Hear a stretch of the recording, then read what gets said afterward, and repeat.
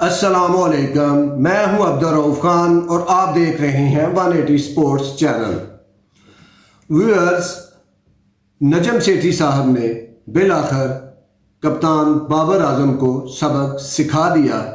کہ وہ کیسے ان کی بات کو رد کر سکتے ہیں۔ شاداب خان کو افغانستان کے خلاف T20 سیریز میں کپتان نامزد کیا گیا، مگر ان کا کوئی نائب نہیں بنایا گیا۔ دوسرا، کوچنگ سٹاف بھی ابھی تک اناؤنس نہیں ہوا اور ٹیم کا اعلان کر دیا گیا۔ اور یہاں سے دیکھیں آپ، چیزیں آپ کو پتہ چلتی ہیں کہ PCB میں کوئی پلاننگ نہیں، کوئی کسی قسم کی ایسی چیز نہیں کہ چیزوں کو سائنٹیفکلی لے کے آگے چلا جائے۔ اب بابر اعظم کہا جا رہا ہے کہ بابر اعظم، فخر زمان، رضوان احمد، حارث رؤف اور شاہین افریدی کو آرام دیا گیا ہے افغانستان کے خلاف جو اسی ماہ سیریز ہونے جا رہی ہے شارجہ میں۔ لیکن اطلاعات یہ ہیں کہ ان کو زبردستی باہر بٹھایا گیا ہے، خاص طور پہ بابر اعظم، رضوان اور فخر زمان کو زبردستی باہر بٹھایا گیا ہے۔ اور میڈیا میں اور پریس کانفرنس میں چیئرمین PCB اور چیف سلیکٹر نے ایسے شو کیا آگے کہ جیسے وہ اپنی رضامندی سے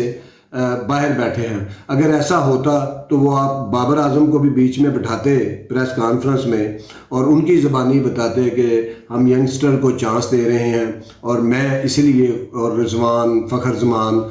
شاہین افریدی اور حارث رؤف باہر بیٹھ رہے ہیں تاکہ نیا ٹیلنٹ جو ہے وہ وہاں پہ جا کے کھیلے اور اپنے آپ کو منوائے۔ تو ایسا نہیں ہوا۔ بات کچھ یہ ہے، یہ تینوں جو بیٹسمین جو بابر اعظم، محمد رضوان اور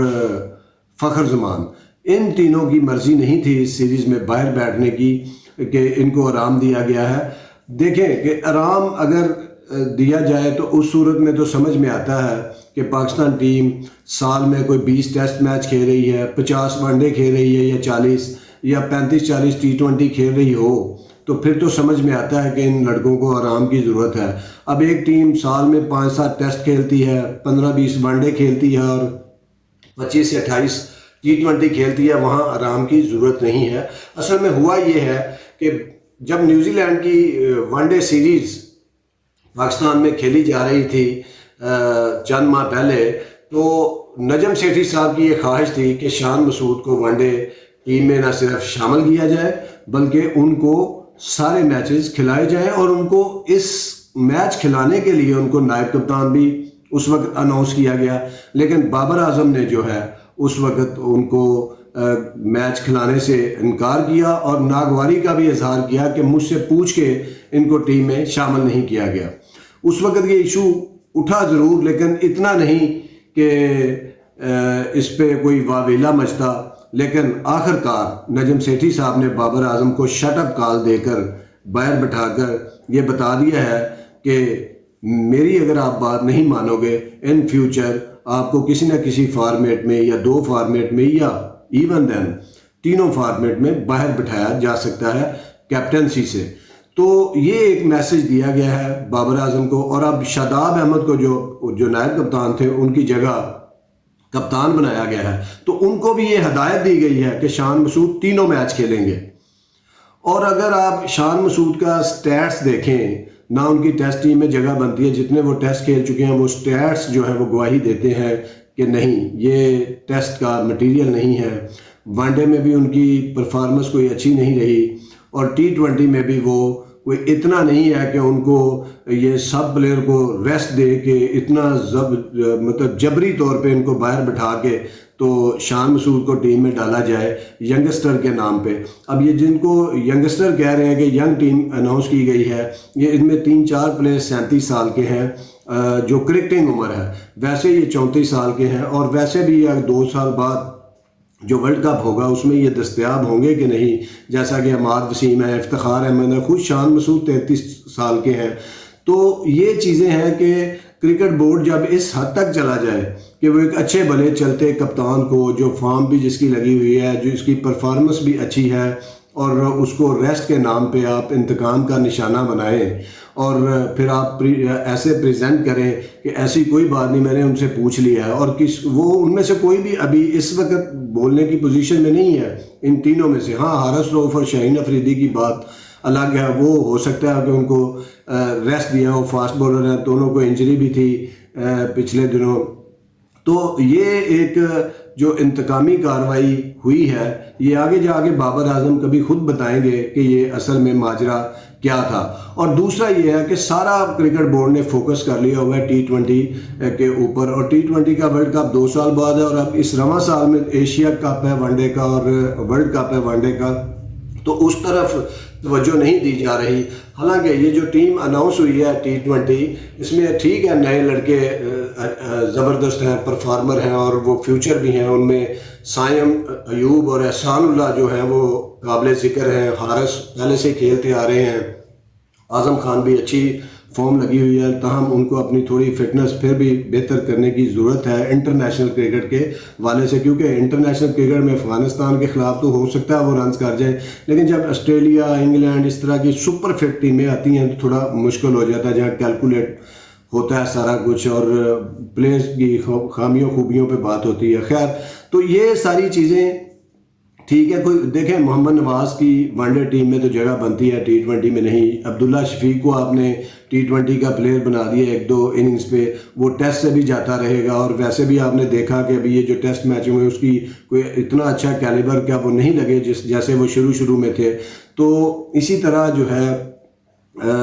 جو احسان اللہ ہے، ٹھیک ہے وہ زبردست پلیئر ہے، انہوں نے یہاں پہ PSL میں وکٹیں بھی لی ہیں، لیکن میرے خیال سے ان کو ون ڈے اور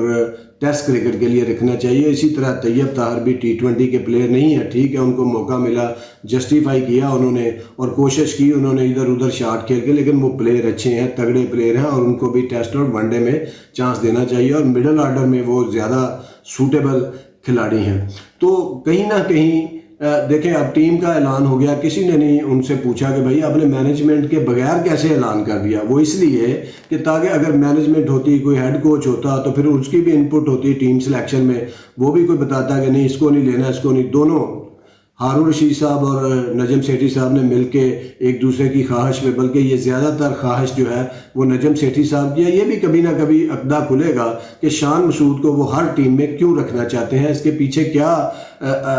راز ہے کہ آپ نے بابر اعظم جیسے بندے کو بھی باہر بٹھا دیا آرام کے نام پہ۔ اور دوسرا یہ ہے کہ کوچنگ سٹاف جو ہے وہ بھی آپ کو مستقل رکھنا چاہیے، کیونکہ کوچنگ سٹاف اب جب آپ بار بار تبدیل کرتے رہیں گے تو اس سے پلیئرز جو ہیں انکمفرٹیبل ہو جاتے ہیں، ان کو سمجھ نہیں آتی کہ اس کوچ کی کیا تھیوری ہے، اس کوچ کی کیا تھیوری ہے۔ سال میں 3 بار آپ مینجمنٹ اگر